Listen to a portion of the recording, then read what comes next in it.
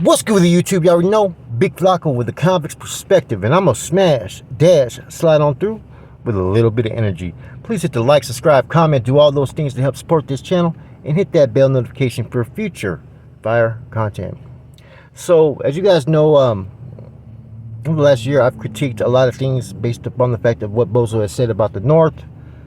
You know, for every thing that he says in his interview that's positive and that's right on time, he always has to do something to diss the North over and over again. He's pushing that narrative hard, right? So Pocho finally kind of exposed what's really been going on. Where did this all derive from? It came from when Gotos was first messing with Swifty Blue. He got on his feelings, his emotions. There was supposed to be potentially a relationship with Bozo and Gotos maybe in the future, but they had put all their eggs in one basket with Swifty Blue at the time. Bozo was offended by it. As we already know, Bozo was already going at it with Swifty, so naturally by Swifty signing, to be distributed by Gotos, it caused conflicts with Bozo towards Gotos. So that's where all this stuff has really pretty much came from, man. He's upset and butthurt because Gotos and others decided to go a different route. And see, they were open to, like I said, a backdoor event. Pocho was talking about backdoor brawls where they were going to do music, and it was going to be basically, the music was going to be coming from Bozo. Somehow all that fell apart. And so this rage and rant that you're seeing constantly coming from Bozo has to do all with that. He's taking it personal. And like Pocho said, who acts like that? Who takes things personal like that and does the things that they do? Women, right? He went as far as basically saying that Bozo's acting like a woman. That he just can't get out of his feelings, and he's taking the shots at the North based upon that, and that this is his only route to get clout, because where he thought he was going to get action, to get assistance and more support, it failed. Like a lot of people are saying, Bozo's raps are basically for those that are old school. They're not for anybody that's new. He's kind of pretty much not in tune with what's going on today. Maybe what was going on a little bit 10, 15 years from now, he would have been more advanced than most of the Southsider rappers. But nah, he's pretty much one of those ones that they look at as just an average rapper. And therefore, his only way to get that momentum is to be this, King Southside General, the advocate for the people, and all the stuff that he does, because he's attacking a group of people from up north that he really has no actions with. Think about it. He's probably never met North Daniel except for when he was in prison. And that was basically during a time when the end of all hostilities was about to, be finished with all the fasting and whatnot. So, I was been thinking about it. And even John Diesel said it in one of his videos. He goes, the only people that act like that, usually something happened to them.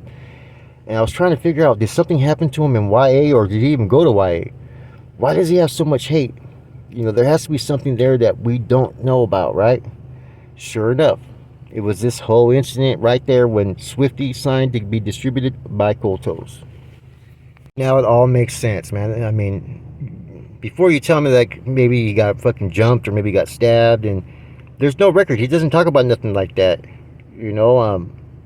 but this right here makes complete sense, because there's a lot of backdoor business going on behind the scenes when it comes to rap, podcasts, and whatnot that not a lot of people are privileged to know about. Okay, so something like this, right, wouldn't have been all out there. This would have been basically talked about in the cuts.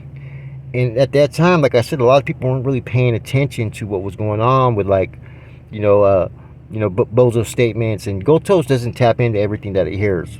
He's a busy man. You know what I'm saying? So I'm sure he wasn't even tapped in or worried about what was being said. But I think some of those antics probably pushed him away from even trying to attempt to work with this individual. Right? Because there's certain things that podcasters have said about Gotos based upon the fact that he fucks with certain people or he doesn't fuck with them, that people get jealous, and they've kind of tried to smut his name up on shit that just isn't true.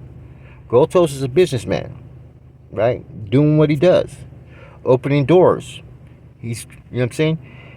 The business that he's offering, yeah, he benefits from it, but it also benefits the artist as well.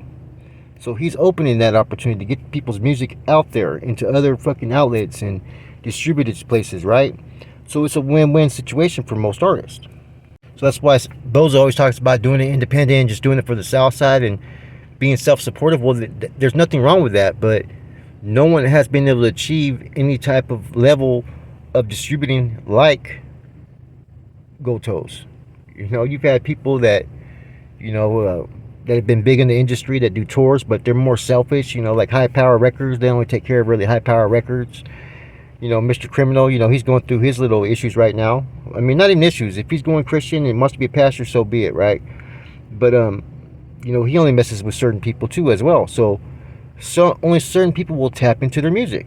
You know, there still is a calling for the Chicano rap, traditional Chicano rap, the Cholo style rap, right?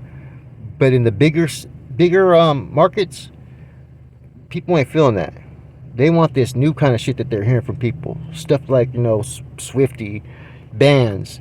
These cats could really be on mainstream with their style. You know what I'm saying? Because it's unique, it's different. Rowdy Rex, I like his style as well. You know, GB, Acito, Rico Too Smooth. There's talent there with these guys, man. There's no reason to really fucking worry about what the next man's doing, because all these artists have the potential to blow up. Bozo doesn't have that potential. He doesn't rap on that level to where it's you know, people universally want to gravitate towards and enjoy it. They don't. It's all gang shit. It's all Cholo style stuff. It's all that kind of rap. There's no substance to it. It's not that he can't rap or make flows together. There's just nothing unique. You know what I'm saying? That comes from it. So I get it now. It makes a lot more sense. And shouts out to Pocho for fucking putting that out there, man.